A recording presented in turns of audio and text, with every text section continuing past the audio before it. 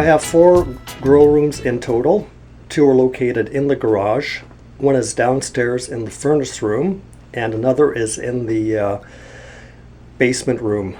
Basically everything is constructed. I had a friend that constructed all the shelving units. I'd say total cost for everything, including my 2 grow tables, I would say it's in the $1,000 range, something like that. The monthly costs for the lighting are going to vary. I do heat the garage with 2 space heaters, and that's where a lot of our electrical usage goes to, is the heaters. The lights themselves, when they're run without the heaters, which basically I'm doing now, I'm just guessing in the $100 to $200 range. I mean, the big difference between the house and the garage is that we don't have to pay extra heating costs for the house because it's already heated. So that's why the house is such a good place to have these types of grow rooms. In the garage, of course, running 2 space heaters all winter during a cold winter, you are going to incur some costs, but the heaters themselves are quite inexpensive. I think we paid about $100 each for the heaters. And I would say that's a great option if you have to heat a space outside, let's say in a garage. I'm still relatively new with grow room experience, or it's still a relatively new thing for me. I've had basically 1 year of experience with it, and the things that do really well for me right now are things like pea greens, which have a very quick turnover of, let's say, 2 weeks. Same with microgreens. Again, you're looking at 2 weeks.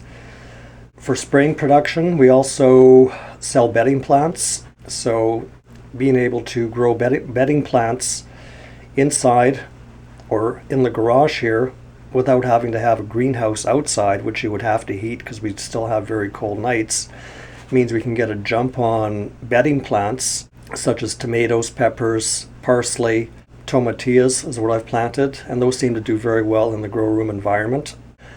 Gail's experimenting with certain types of heirloom flowers, milkweed being one of them. I'm going to be doing parsley, like I say. Basil is going to be another one, which worked fairly well. Live plants is another one. These are kind of like plants that are sold not so much to transplant, but to consume at the stage that they're at, like live garlic. Pea greens is another one. We plant those into containers, and we take those to market, and we tell people that you can just basically use them as like a cutting green. Another thing that Gail experimented with, this is actually going to be her 2nd week of test marketing. It's called cat grass. That's a oat wheat combination of grass sown into deli cups, and which is specifically meant for cats. And we had a very amazing success with that in our 1st week. So that's a new experimental crop that we had a lot of success with.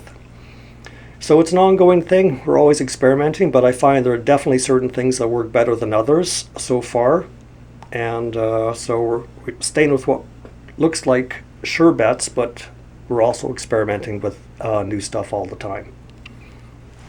Well, spin farming is a very intensive form of agriculture, and having grow rooms located in, let's say, your house, basement, or in your garage allows you to expand the scope of your production.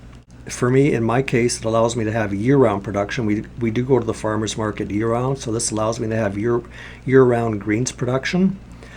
And like I say, I can also get a jump on bedding plants, and because we do sell those at the farmer's market, and I don't have to wait until it's nice out. I don't have to invest in an additional structure, which actually can be somewhat difficult in an urban setting. There's certain restrictions on types of greenhouses you can have in an urban setting in your backyard. So this allows you to kind of blend into the urban context and use your own house as kind of like an extension of your own farming operation. So there's many different ways that it can benefit a spin farm. In terms of money-making capacity, I'll just break it down to, let's say, 1 grow table. The grow table that we have is 4 feet by 8 feet, so that's a 4 by 8 table.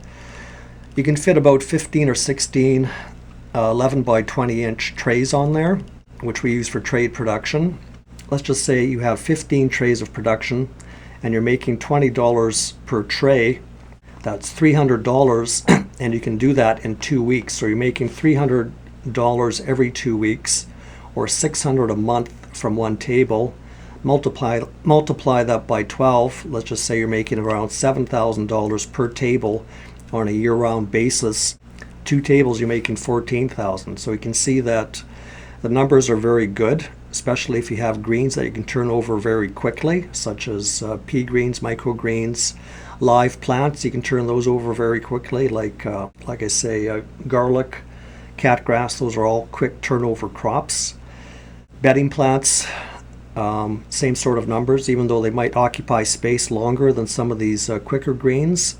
They're still worthwhile growing. So depending on the size, how many shelving units, how many grow tables you have, you're thinking in terms of thousands of dollars, not hundreds, with a very quick payoff in terms of return.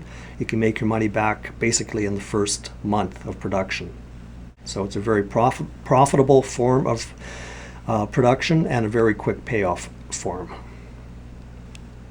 The big thing to remember is that as a spin farmer, you're going to have production that's occurring outside, from spring until fall time. But having grow rooms allows you to experiment with different types of production on a year-round basis. Maybe you might ramp down some of your production in midsummer because you're doing a lot of things outdoors, but then again, maybe you won't. You just have to see. And the main thing is to start small. You don't want to necessarily spend many thousands of dollars on grow lights and grow rooms or grow tables. Start small. And you can basically add on very quickly. You don't have to wait until next winter to ramp up your production and to put in more units of production. You can do it within weeks, which is what makes this kind of production fairly unique. And you can do it in a setting, especially in your house where you already have the heat. You don't have to have an additional structure built on your property. Basically, it's all set to go. So it's just a matter of you experimenting and see what works the best for you.